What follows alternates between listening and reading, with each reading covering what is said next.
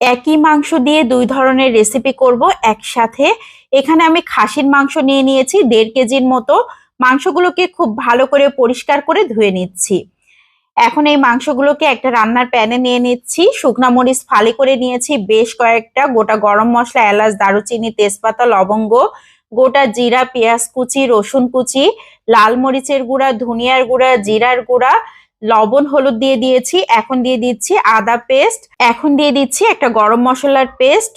এখানে সয়াবিন তেল ব্যবহার করেছি। মাংসের পরিমাণ অনুযায়ী মশলাগুলো দিতে হবে।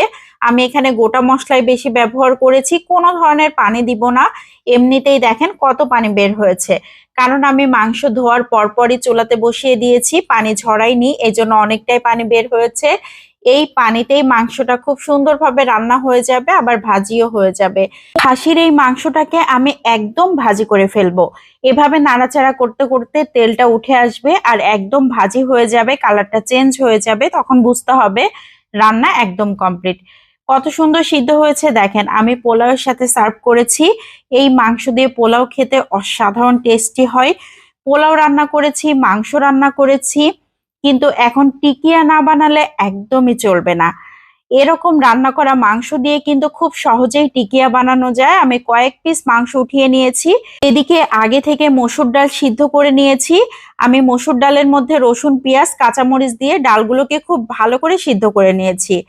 একটা ব্লেন্ডারের জারে মাংসগুলোকে দিয়ে দিলাম, সেই ডালগুলোকে দিয়ে দিয়েছি। এখন একটা ডিম দিয়ে দিচ্ছি। খুব সুন্দর করে এখন ব্লেন্ড করে নিয়েছি। ব্লেন্ড করার পর দেখেন এরকম অবস্থা হয়েছে। এখন 2 স্লাইস পাউরুটি নিয়ে নিয়েছি। পাউরুটিগুলোকে পানিতে ভিজিয়ে খুব ভালো করে চিপে তারপর মাংসের উপরে দিয়ে দিয়েছি। পেঁয়াজ বেরেস্তা দিয়ে দিয়েছি, লবণ, হলুদ দিয়ে দিয়েছি, আর দিয়ে দিয়েছি গরম মশলার গুঁড়া, ধনিয়ার গুঁড়া, জিরার গুঁড়া, আদা পেস্ট, রসুন পেস্ট, সবকিছু দিয়ে সামান্য একটু ঘি দিয়েছি। এখন দিয়ে দিচ্ছি কর্নফ্লাওয়ার।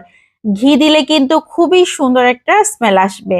কেউ চাইলে ব্লেন্ডারে ব্লেন্ড না করে হাতে মেখে নিতে পারেন, সেক্ষেত্রে সময় একটু বেশি লাগলেও খেতে কিন্তু ভালো লাগবে। আমি ঝটপট করে নিচ্ছি, এই জন্য ব্লেন্ডারে করে নিয়েছি যাতে দ্রুত হয়। তো এই টিকিয়াটা খেতে কিন্তু মাশাআল্লাহ অনেক মজার হয়।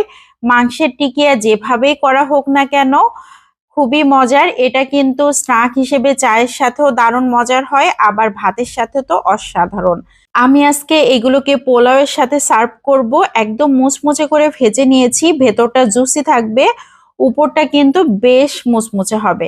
ভেতরটা দেখেন জাস্ট ওয়াও, দেখেই বোঝা যাচ্ছে না, খুবই জুসি ভেতরটা, আর বাইরের আবরণ অনেক মুচমুচে। আমি পোলাওয়ের সাথে সার্ভ করেছি, এটা স্ন্যাক হিসেবেও তো ভালো লাগবে, আগেই বলেছি।